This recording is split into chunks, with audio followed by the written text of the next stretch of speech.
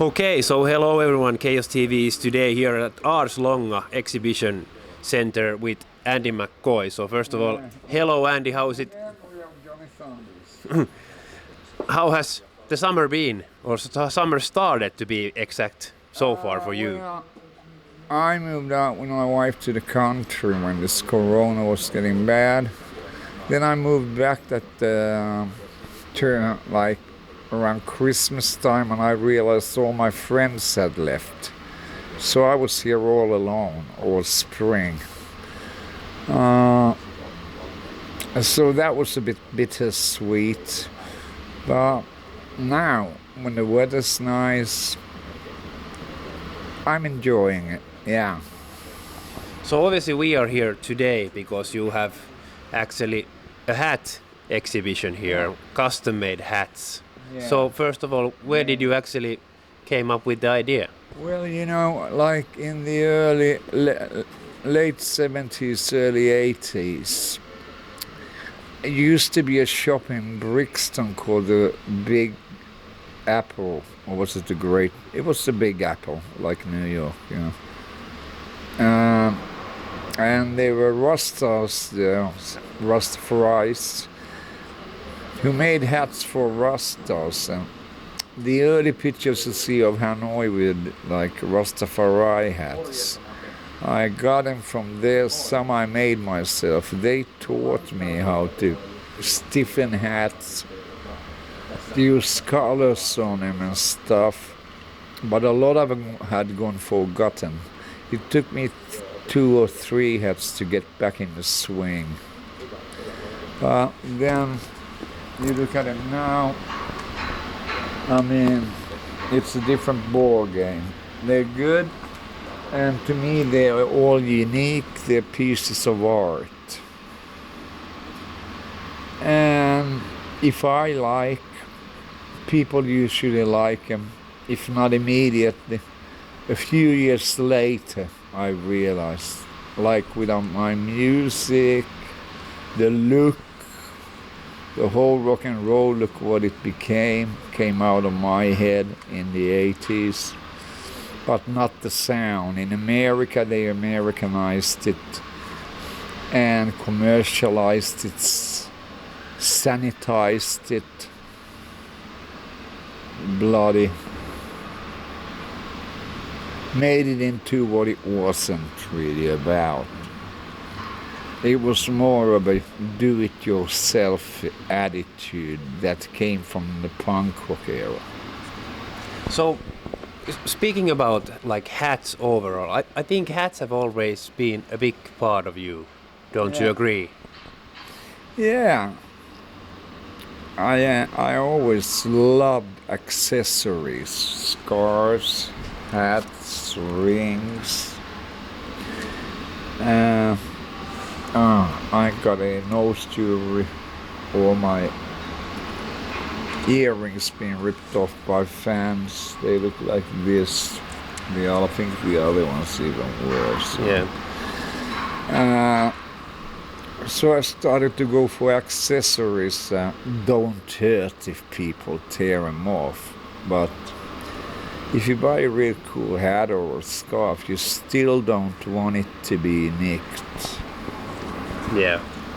So was it like a lot of work to make one custom hat for this exhibition? It started very like spontaneously. I went into this hat shop and bought a few hats of this guy, and he always wondered, where the fuck does he get his hats?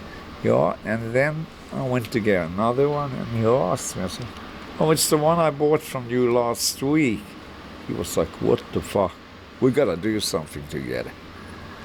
And that's how it started. And then I got my daughter Sophia involved in it because she's an artist too. And we started making a collection.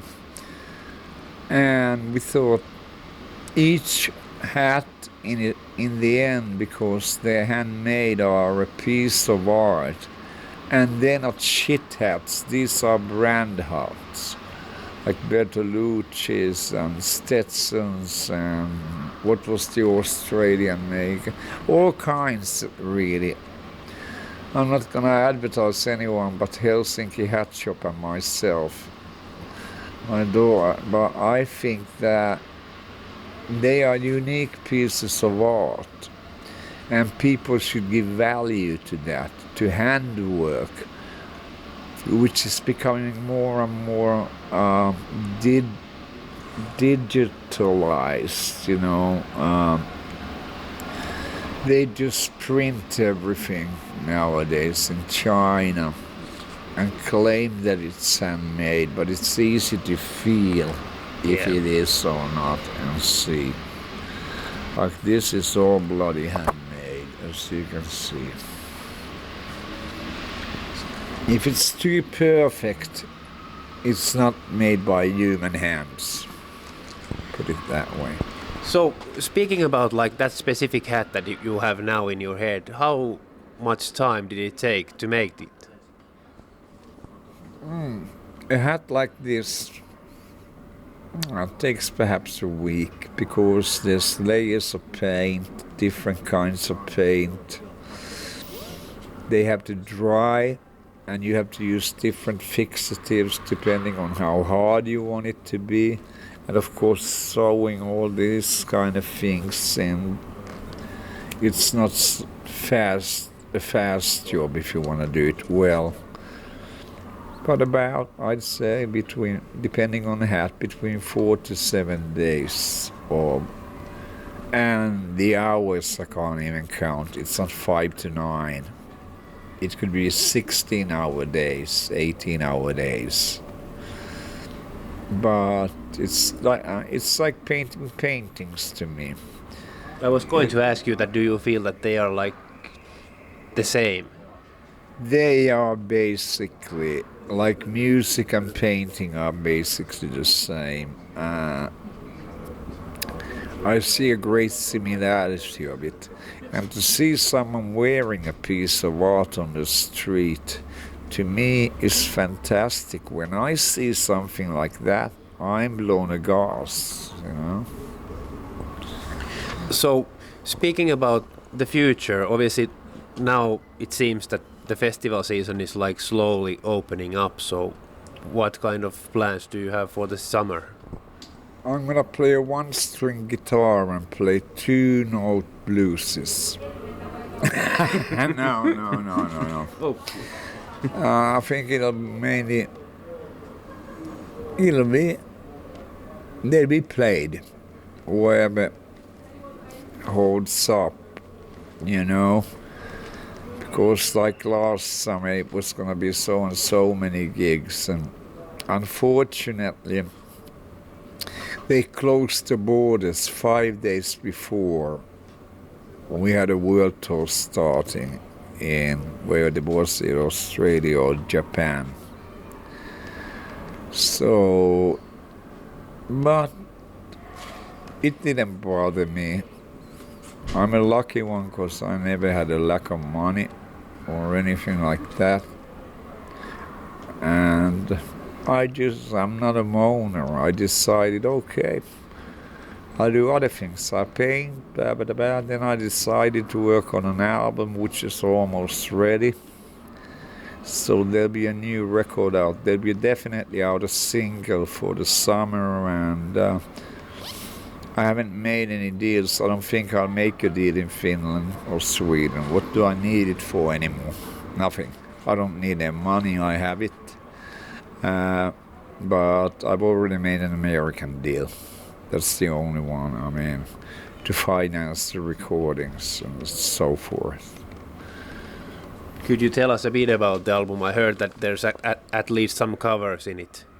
Well, it's based on songs that I loved as a kid, that I never understood why they did not become hits. Might have been due to poor distribution, poor management, poor promotion, God knows, a million things, poor bad timing too. A million things could go wrong, you know. So I made a list and it became almost 60 songs long, and my manager says, oh my God, you can't record all these songs. So I had to cut it out a bit. We recorded I think 17 and we're recording one more. There'll be 12 on the album, one original.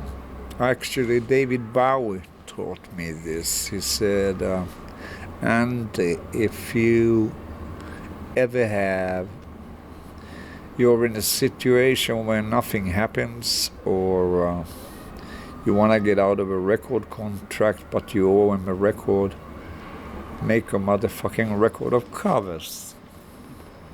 And he laughed. His David laugh. The David from Bromley laugh. He was a funny guy. Yeah, anyways, so I suppose the idea came from David original. So will it be just you on the covers album, or will you have like loads of different guests? Oh, there will be guests as well, who will be their surprises. But I'm trying to keep it down to the band. Okay. As much as possible. But we will be hearing at least one new song during this summer. An original, yeah, and that'll be a single, yeah. Okay. Let's keep some secret curtain and let's put it this way and not reveal too much. Hey, thank you, Andy, once again for your time and all the best for the future. Anything you want to say as last words to all the fans watching this afterwards? Yeah, what bothers Finnish people about someone doing well? That's my question. Jealousy. It's always been like that. Well, I'm not that type. I suppose I'm made of a different kind of wood then.